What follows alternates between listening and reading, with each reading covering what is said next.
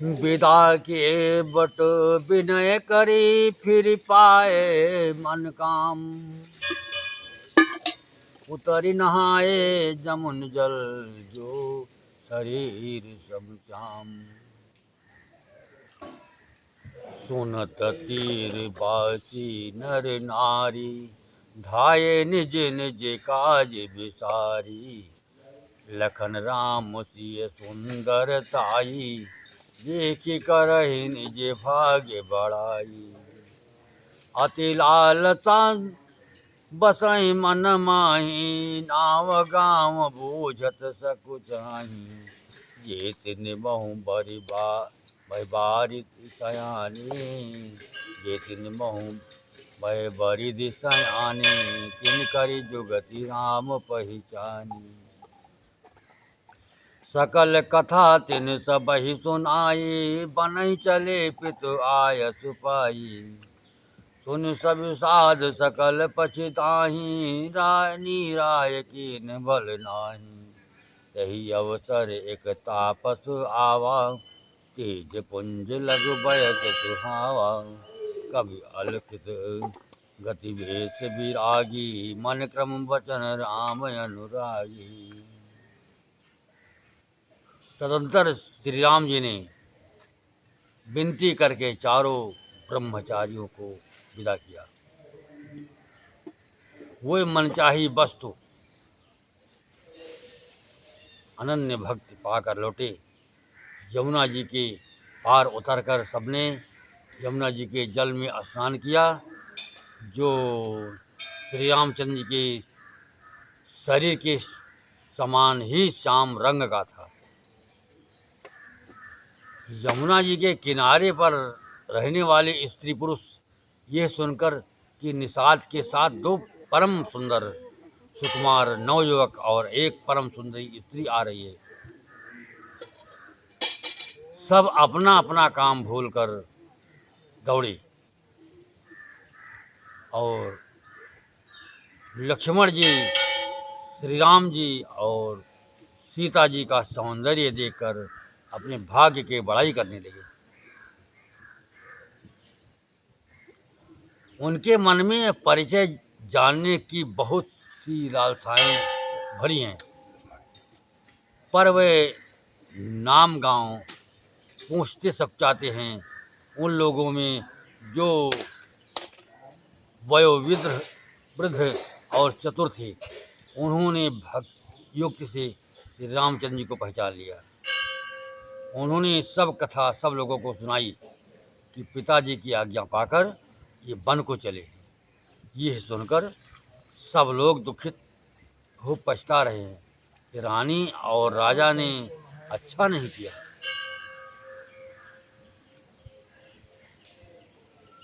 उसी अवसर पर वहाँ एक तपस्वी आया, जो तेज का पुंज, छोटी अवस्था का और सुंदर था। उसकी गति कभी नहीं जानती, अथवा वो कवि था जो अपना परिचय नहीं देना चाहता था। वो बैराग्य के वेश में था और मन वचन तथा कर्म से श्री रामचंद्र जी का प्रेमी था। इस तेज पुंज तापस के प्रसंग को कुछ टीकाकार शिक्षक मानते हैं और कुछ लोगों के देखने में यह अप्रांशिक और ऊपर से जोड़ा हुआ सा जान भी पड़ता है, परंतु ये सभी प्राचीन प्रीतियों में है। गोसाई जी अलौकिक अनुभवी पुरुष थे। पता नहीं यहाँ इस प्रसंग के रखने में क्या रहस्य है, परंतु वो छेषक तो नहीं है। इस तापस को जब कभी अलखित गति कहते हैं, तब निश्चयपूर्वक कौन क्या कह सकता है। हमारी समझ से ये तापस या तो हनुमान जी थे अथवा ध्यानस्थ तुलसीदास।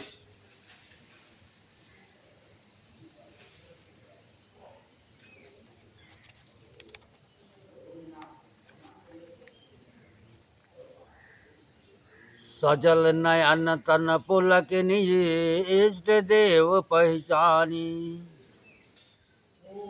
परव दंड जिम धरणि तल दशा न जाय बखानी। राम प्रेम पुलकी उर्लावा परम रंक जन पारस पावा। मनहु प्रेम परमारथ दो मिलत धरे तन का सबको। बहुरी लखन पायन सोई लागा लेन उठाए उमगी अनुरागा। पुनि सिय चरण धोर धरि सीसा जननी जानि शिशु दीन असीसा।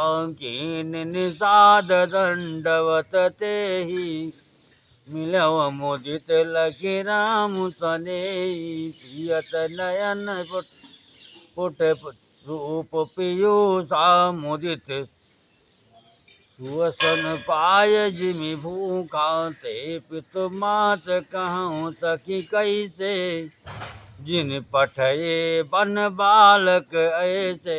राम लखन सिय रूप निहारी होय स्नेह बिकल नर नारी। तब रघुबीर अनेक विधि सखहि सिखावनु दीन।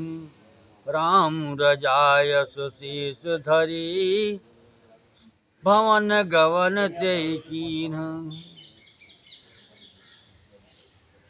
आपने इष्ट देव को पहचान कर उसके नेत्रों में अपने इष्ट देव को पहचान कर उसके नेत्रों में जल भर आया और शरीर पुलकित हो गया। वो दंड की भांति पृथ्वी पर गिर पड़ा। उसकी प्रेम विहल दशा का वर्णन नहीं किया जा सकता। श्री रामचंद्र जी ने प्रेम पूर्वक पुलकित होकर उसको हृदय से लगा लिया।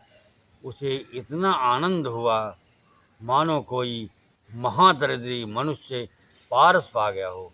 सब कोई देखने वाले कहने लगे कि मानो प्रेम और परमार्थ परम तत्व दोनों शरीर धारण किए मिल रहे हैं।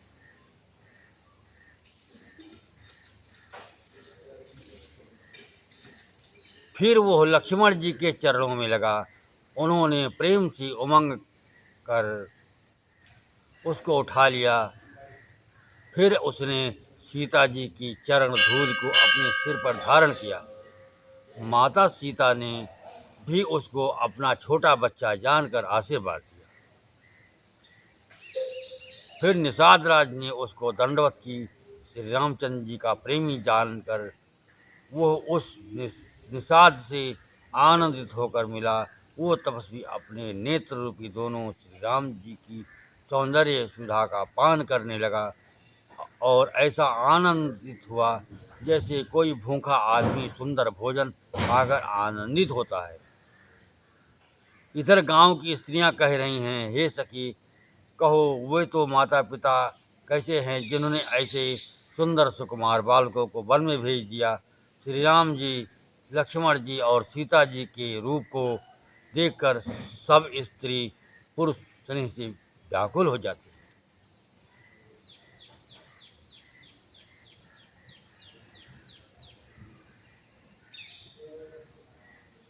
तब श्री रामचंद्र जी ने सखा गुह को अपने तरह से घर लौट जाने के लिए समझाया। श्री राम जी की आज्ञा को सिर चढ़ाकर उसने अपने घर को गमन किया।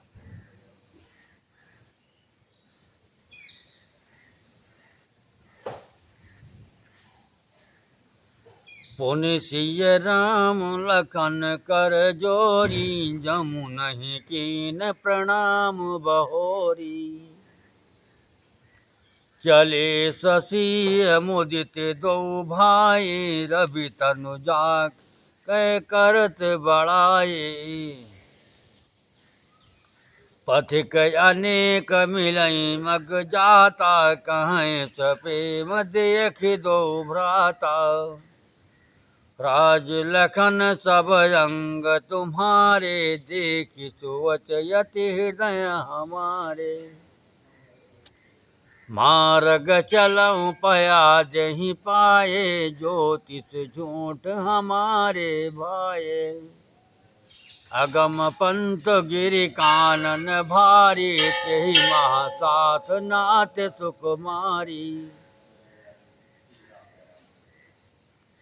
अगम पंथ गिरि कानन भारी, तेहि महानाथ नारी सुकुमारी।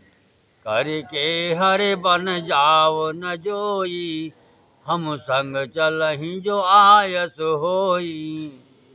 जाब जहाँ लगी तहाँ पहुँचाए, फिर अब बहोरी तुम्हि सिर नाये। यही विधि पूछहि प्रेम बस, पुलक गात जल नैन। कृपा सिंधु फेरहि तिन्हि, कहि विनीत मृदु बैन।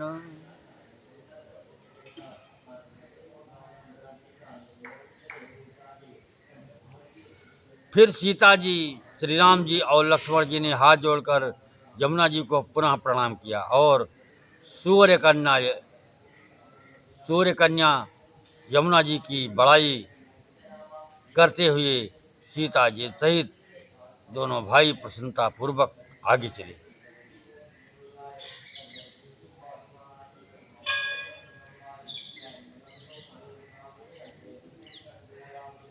रास्ते में जाते हुए उन्हें अनेकों यात्री मिलते हैं। वे दोनों भाइयों को देखकर उनसे प्रेम पूर्वक कहते हैं कि तुम्हारे सब अंगों में राज चिन्ह देखकर हमारे हृदय में बड़ा सोच होता है। ऐसे राज चिन्हों के होते हुए भी तुम लोग रास्ते में पैदल ही चल रहे हो। इससे हमारी समझ में आता है कि ज्योतिष शास्त्र झूठा ही है। भारी जंगल और बड़े बड़े पहाड़ों का दुर्गम रास्ता है, इस पर तुम्हारे साथ सुकुमारी स्त्री है। हाथी और सिंहों से भरा ये भयानक वन देखा तक नहीं जाता। यदि आज्ञा हो तो हम साथ चलें। आप जहाँ तक जाएंगे वहाँ तक पहुँचाकर फिर आपको प्रणाम करके हम लौट आएंगे।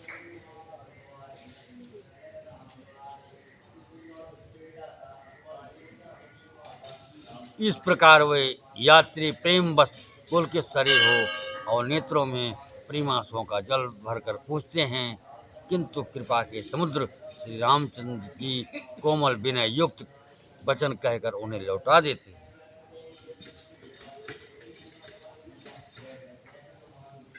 जयपुर गांव बसई मग माही, तिनहि नाग सुर नगर सिहाई। जे सुकृति के घरी बसाए, धन्य पुण्यमय परम सुहाए। जहाँ जहाँ राम चरण चली जाही, तिन समान अमरावत नाही। पुण्य पुंज मग निकट निवासी, तिनहि सराहि सुरपुर वासी। जे भरी नयन बिलो कहीं रामहि, सीता लखन सहित घनश्यामहि। जे सर सरित राम अवगाहि, तिनहि देव सर सरित सराहि। जे तरु तर प्रभु बैठहि जाए, करहि कल्प तर तासु बढ़ाए। परशुराम पद पदम परागा, मानस भूमि भोरे निज भागा। छाह करहि घन विबुध गण, बरसहि सुमन सिहाई। देखत गिरि वन बिहग मृग, राम चले मग जाई।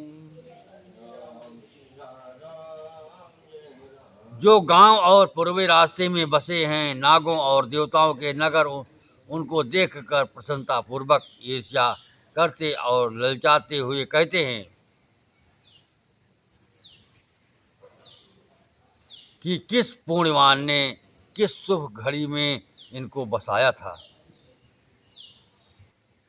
जो आज ये इतने धन्य और पुण्यमय तथा परम सुंदर हो रहे हैं। जहाँ जहाँ श्री रामचंद्र जी के चरण चले जाते हैं, उनके समान इंद्र की पुरी अमरावती भी नहीं है। रास्ते के समीप बसने वाले भी बड़े पुण्यात्मा हैं। स्वर्ग में रहने वाले देवता भी उनकी सराहना करते हैं।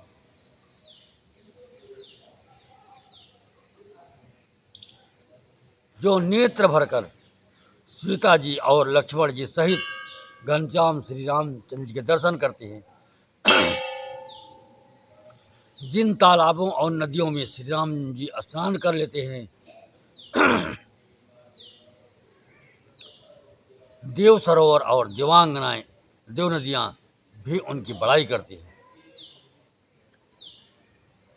जिस वृक्ष के नीचे प्रभु जा बैठते हैं, कल्प वृक्ष भी उसकी बड़ाई करते हैं।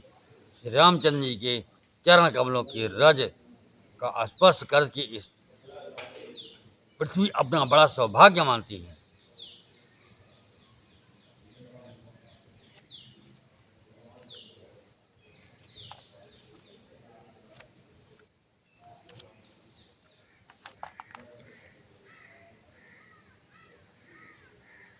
रास्ते में बादल छाया करते हैं और देवता फूल बरसाते हैं और सिहाते हैं। पर्वत, वन, पशु पक्षियों को देखते हुए श्री राम जी रास्ते में चले जा रहे हैं।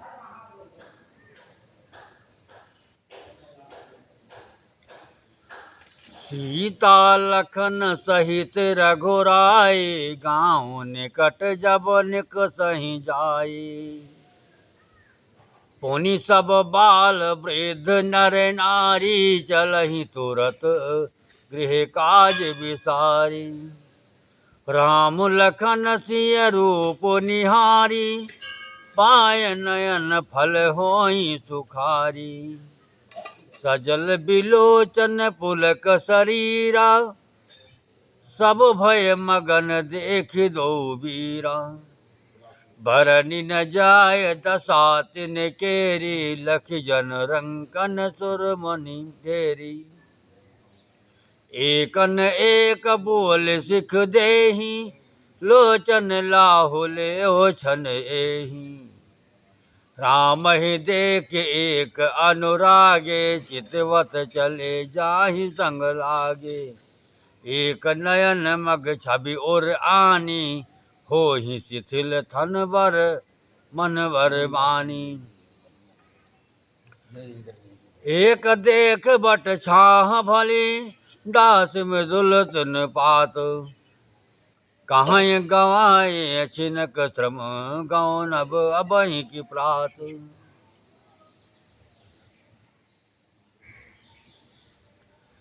सीता जी और लक्ष्मण जी सहित श्री रघुनाथ जी जब किसी गांव के पास जा निकलते हैं, तब उनका आना सुनते ही बालक, बूढ़े, स्त्री, पुरुष सब अपने घर और काम काज को भूलकर तुरंत उन्हें देखने के लिए चल देते हैं। श्री राम, लक्ष्मण और सीता जी का रूप देखकर, नेत्रों का परम फल पाकर वो सुखी होते हैं। दोनों भाइयों को देखकर सब प्रेमानंद में मग्न हो गए। उनके नेत्रों में जल भर आया और शरीर पुलकित हो गए। उनकी दशा वर्णन नहीं की जा सकती। मानव दरिद्रों ने चिंतामणि की ढेरी पाली हो। वे एक एक को पुकार कर सीख देते हैं कि इसी क्षण नेत्रों का लाभ ले लो। कोई श्री रामचंद्र जी को देखकर ऐसे अनुराग में भर गए हैं कि वे उन्हें देखते हुए उनके साथ लगे चले जा रहे हैं। कोई नेत्र मार्ग से उनकी छवि को हृदय में लाकर शरीर, मन और श्रेष्ठ वाणी से शिथिल हो जाती है, अर्थात उनके शरीर, मन और वाणी का व्यवहार बंद हो जाता है।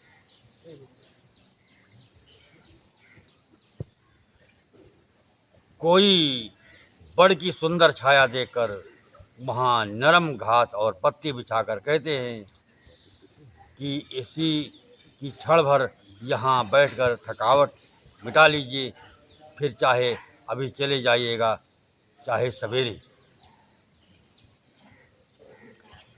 एक कलश भरे आनहि पानी, अचइय नाथ कहें मृदुबानी। सुन प्रिय बचन प्रेत यति देखी, राम कृपाल सुशील विशेषी। जानी श्रमित सिय मन माही,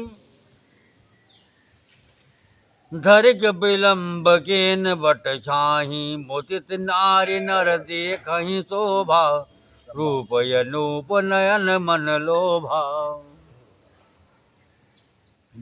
एक टक सब सोहै चहु और